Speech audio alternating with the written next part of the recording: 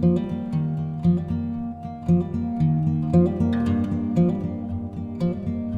morning, everybody, and welcome to the Wellness Lounge. Today we are handing over the Wellness Lounge to the lovely Denise O'Brien.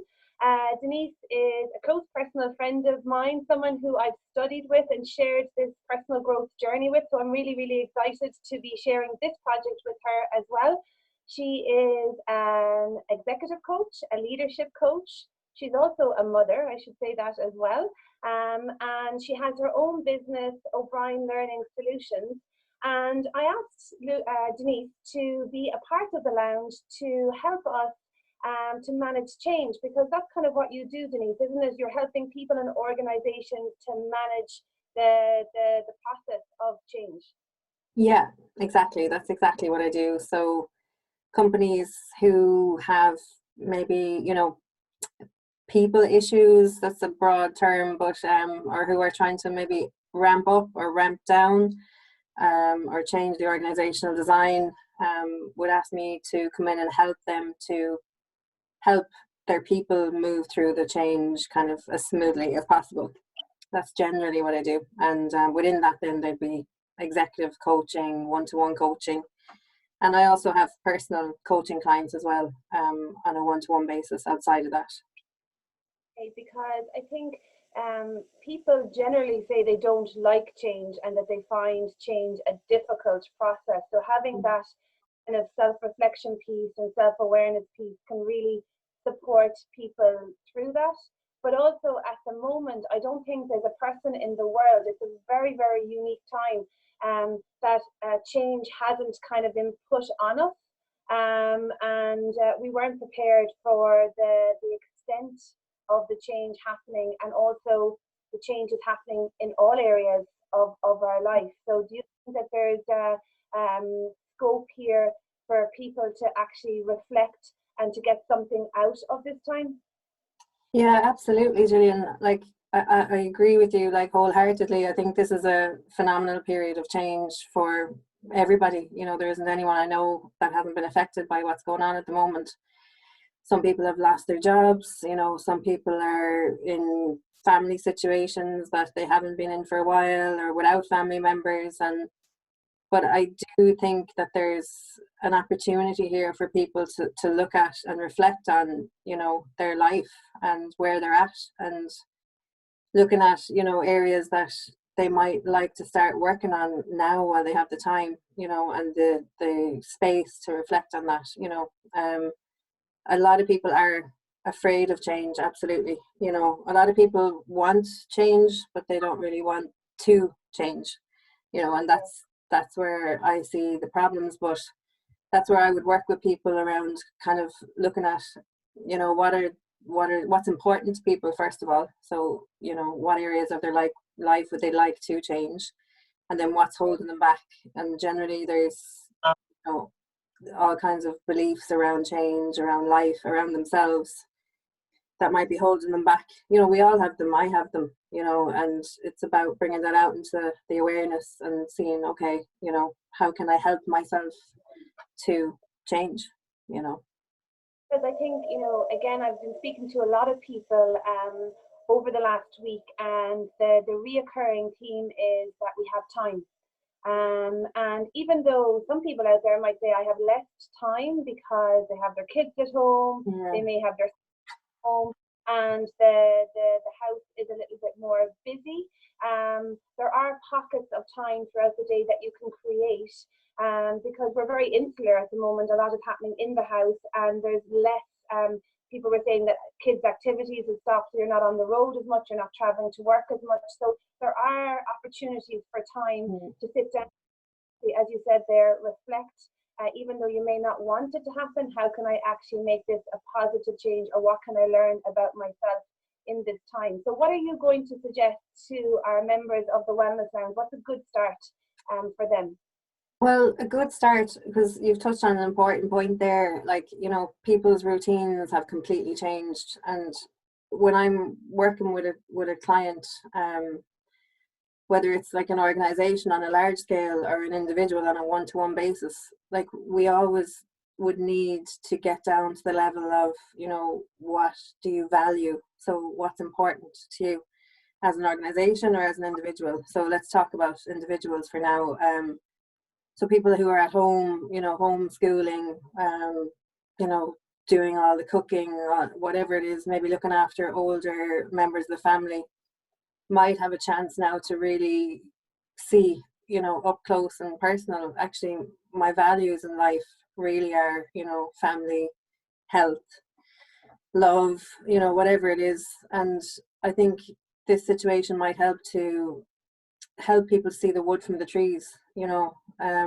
So values is a place where I would start, and I'll help people to see, okay, so if I value, for example, being authentic, you know, being really true to myself, well, the questions I would ask people would be, great, you know, explain to me a little bit just how that's showing up in your life, you know, in what areas you feel you're being authentic, and are there any areas that you feel you may not be, you know, and maybe we can explore that together in a safe way. You know, that's one of the things I would say about how I work with clients. You know, we would look at how to do this safely and not in a way that makes it too scary and too big of a deal to deal with. I find that's really exciting, and I'm so happy that you're bringing this to the Wellness Lounge values, because you and I have talked a lot around our values and how our values can evolve and be different at any given time in our life. So you have your core values and your core beliefs, and then you can have little offshoots.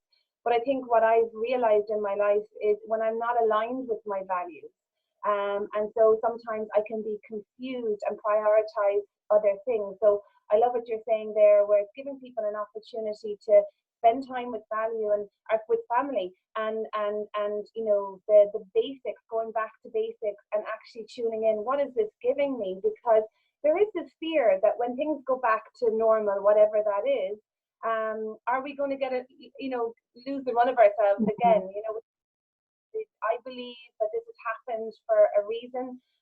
Some people are going through absolute torture at the moment, and we're reaching out to them and we're trying to support them through this to say, how can you make best of this situation? But there is something greater happening here, that we have been stopped, we have been quietened down. And when I'm asking people what they're grateful for at the moment, it is about having this time to spend with family and doing things that they want to do. So I believe that's always been there in them. And now, you know, through what you're going to give the group today, people will be able to actually do that reflection piece and actually say, okay, actually, I do value this. So when I'm not doing this and I'm not giving this time, what is actually happening for me? So that's, yeah, exactly. So for the day then with the page and with the group. Well, I'll start by discussing values and what that actually means, and I'll give people some ideas around how to pinpoint, you know, what do I value? Like it sounds like a basic question, but sometimes, you know, we haven't really reflected on that because our lives are so busy. You know, we know the basics. Well, I value my family, I value my health, but what else? You know, what else is important? And sometimes we don't give ourselves a chance to actually look at that, you know. And that's what, as you said there, then we can have, you know, mental conflict, we can have a feeling of, you know, inner discord, you know, just a general sense of, yeah, I don't know, something's missing. And that can all be tied in with how am I living my life, you know. And I'm not talking about people abandoning responsibilities to, you know, go and live on an island or anything like that. It's more, you know, how can I bring into my daily life with the responsibilities I have a sense of living a life that is true to myself, you know, and things like that. So you said there about when we return to normal, and there's some meme or saying going around the internet now at the moment. It's like, when things return to normal, you know, what kind of normal do we want, or what do we want to bring back into that normality? And I think that's really important, you know. So for me, I kind of help people to look at what's like a non-negotiable bare minimum that I need to do each day for myself and for my family, and how can I bring that forward, hopefully when things return to normal. You know, what's the non-negotiable minimum that I'm going to take out of this period with me and instill into my life, my new life. I would say it's a new life, because I don't think life is going to be the same after this period, you know, and I would encourage people to really start thinking about that, you know, making those changes that are sustainable and realistic, and that would help them grow and their families, you know, for the better. Yeah. For me, having a list of my values has helped me make more informed decisions, better decisions for me in my life, which in turn has helped me to put boundaries in certain areas, being able to say no to things, because realizing that if I say yes, it's actually contradicting my values. And, I just think values, beliefs, boundaries are such a hugely important area that we kind of intend to get to, but then we don't have the time, because we're kind of, life is busy and we're constantly in this kind of fight or flight mode or reactive mode. But actually sitting down, and you and I have done this together before when we've actually looked at our values. And our values can be, as I said, they can shift a little bit, but I think your core values are kind of who you are. They're your internal rules and regulations. And not to say that I haven't, kind of deviated from my values, but I know when I have, because of that discord, because of that stress. And I often say to my clients, they say, well, how do you know if it's right or wrong? And I'm like, because you're actually having a reaction to it, that whole thing of trusting your gut, but that stress and that chronic stress in your body, so it can kind of have a on effect. So that sounds exciting. So we're going to be handing over to you. We're encouraging people to take the time to learn a little bit about themselves, but also there's great opportunity, isn't there, to actually learn about the people around.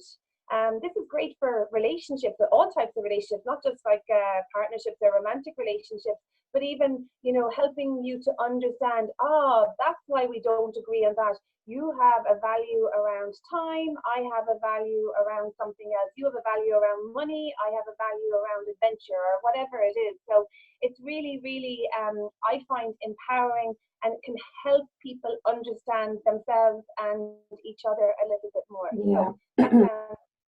So Absolutely. Yeah. It's the kind of fundamentals of self-awareness, really. There's a lot of talk around self-awareness everywhere we look, and there's a huge amount of free resources out there at the moment, which I think is fantastic, but it can become overwhelming. I do feel that this work around values and a sense of who am I, and that's brought me on a long journey of self-discovery, is that question, like who am I really, and how can I add value in life, and how can I be of service to others. Like, that's an important one for me, for example.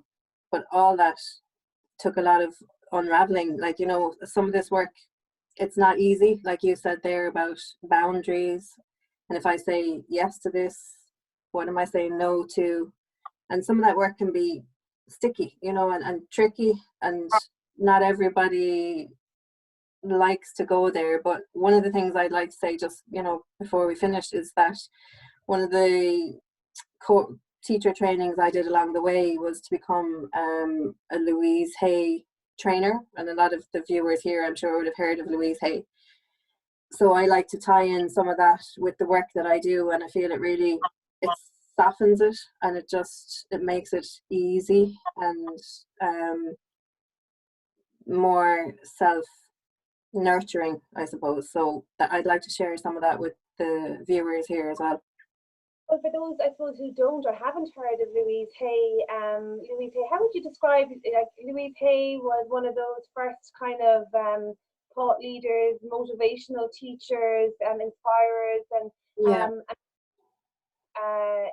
she is infamous with affirmation, self-love, self-care, and really into yourself and developing a relationship with yourself first. So many of us on the page have actually done the Louise Hay work, and I think it's kind of at the core of everything that we do, both in the corporate sector and you know, in our private coaching practices as well. So I'm so happy that you're bringing Louise to life on the page, because her work is so gentle, but it's so impactful, and I think it's had an impact on many of our lives as well.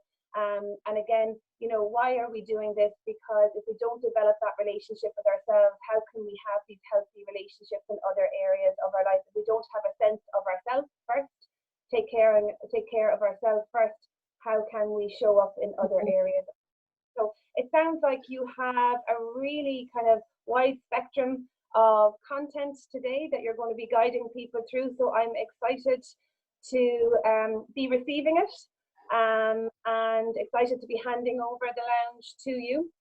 And thank you so much, Denise, and we look forward to you helping us manage change over the next few weeks. Thanks, Gillian. And just one thing before I go, if anybody does have Louise Hay's book, You Can Heal Your Life, I'd say to dust it down and bring it out, because I might do some readings from that that we can do together. And if anybody would like to order it online, I'm sure there's still online book deliveries, or you can listen to it online. It's You Can Heal Your Life. So I do think that would be a nice place for us to start. I'm sure many people do. I think it sold over 50 million copies, so I'm sure there's a lot of households that will be dusting that down now, and the time is right. There's a lovely affirmation that Louise has around change. What is that affirmation? I know that you're very familiar with it. Yeah, so the one that I've used a lot in my life at different times of change is I am safe, it's only change, you know, and that's something I will be coming back to. So even if people want to start, anytime you feel maybe anxiety or, you know, unmanageability, or I can't cope, I don't know what's going to happen, I don't know where this is all going, just come back into the now. And obviously all the other wonderful teachers here and Wellness Lounge have done a lot of work around bringing us into the now. And an affirmation I would use right now is, you know, I am safe, it's only change, you know, and it just takes all the power out of the magnitude, I suppose, that we can add or build into this change in our heads. Let's just bring it back. I am safe, it's only change. Yeah, I love it. It's calming, isn't it? It's calming. It's that self-care. It's actually having that conversation with yourself and bringing you back in. Yeah, thanks a million, Denise. I look forward. Enjoy your day, and for any of you out there, be sure to comment under Denise's post, ask any questions. I know for many of you, you may not have actually looked at values before. It might be a new area, so there's going to be questions. Be sure to ask them, and there's enough of us on here that will be able to support you through that journey. So thanks a million. Thanks, Denise. Thanks, Gillian. I look forward to it. Thanks for having me.